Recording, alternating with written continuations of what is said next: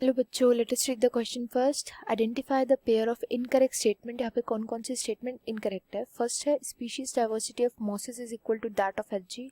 Out of every 10 animal on this planet 7 are insects. Third है based on the species inventories plants comprise more than 70% of the total recorded species and number of fungi species in the world is more than the combined total of species of fishes, amphibian, reptiles and mammals. हमें बताना है इन statements में से कौन सी incorrect statements है.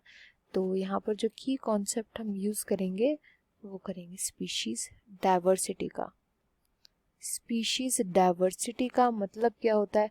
Species diversity का मतलब होता है कि कितने डिफरेंट टाइप ऑफ ऑर्गेनिज्म या फिर डिफरेंट टाइप ऑफ स्पीशीज हमारे पास प्रेजेंट है.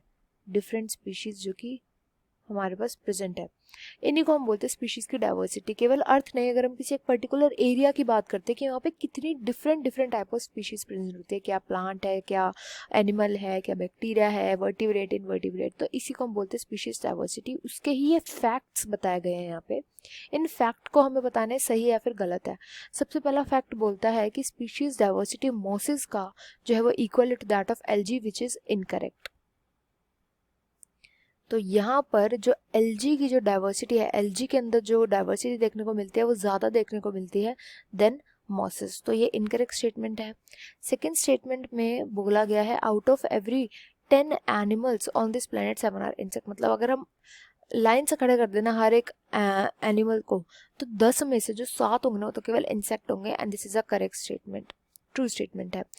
अगर हम केवल एनिमल्स की बात करें तो एनिमल्स में जो सबसे ज़्यादा जो स्पीशीज डाइवर्सिटी हमें देखने को मिलती है, सबसे ज़्यादा स्पीशीज हमें देखने को मिलती है वो हमें इंसेक्ट्स की देखने को मिलती है. आर्थ्रोपोडा में इंसेक्ट्स की देखने को मिलती है. बहुत ज़्यादा डिफरेंट टाइप ऑफ इंसेक्ट्स जो होते हैं वो देखने को मिलते हैं. तो इसलिए ऐसा भी बोला जाता है कि हर 10 एनिमल में से 7 जो होंगे वो इंसेक्ट होंगे, बाकी के 3 जो होंगे वो डिफरेंट एनिमल होंगे. तो ये बात भी करेक्ट, ये बात जो है ये करेक्ट है. इसके बाद नेक्स्ट थर्ड स्टेटमेंट बोल रही है कि based on the species inventories. अगर हम स्पीशीज डाइवर्सिटी की बात करें, plants comprise more than 70% of the total recorded species. अगर हम सभी स्पीशीज को रिकॉर्ड कर ले तो प्लांट्स जो है वो 70% से ज़्यादा है. एंड ये इनकरेक्ट स्टेटमेंट है. यहाँ पर जहाँ पे प्लांट लिखा है ना, प्लांट की जगह आना था एनिमल्स. एनिमल्स जो होते हैं ना, अगर हम सभी स्पीशीज का एक रिकॉर्ड बनाए कि हम सब स्पीशीज को, टोटल स्पीशीज को देखते हैं, टोटल स्पीशीज में से मोर देन 70% जो है वो एनिमल्स है. मोर देन 70% जो स्पीशीज हैं वो एनिमल्स है. मतलब अगर हमारे पास टोटल स्पीशीज अगर 100 है ना तो 100 में से 70 तो केवल और केवल एनिमल है. 70 प्लस हम बोल सकते हैं वो केवल और केवल एनिमल की स्पीशीज है हमारे पास. ये मतलब है इसका.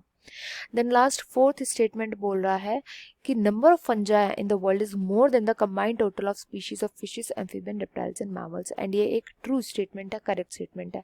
अगर हम फंजाई की स्पीशीज डाइवर्सिटी की बात करें, फंजाई की जितनी भी स्पीशीज प्रेजेंट है ना ये ज़्यादा प्रेजेंट है. अगर हम सब स्पीशीज ऑफ फिशेस को ले लें, एम्फीबियंस को ले लें, जितने भी यहाँ पे लिखे गए हैं ना, अगर हम इन सबको प्लस कर दे, इन सभी का अगर हम एडिशन कर दे, तब भी जो फंजाई की स्पीशीज है ना वो ज़्यादा हो जाएगी, तब भी उसका नंबर ज़्यादा है. तो ये फैक्ट जो है वो ट्रू है.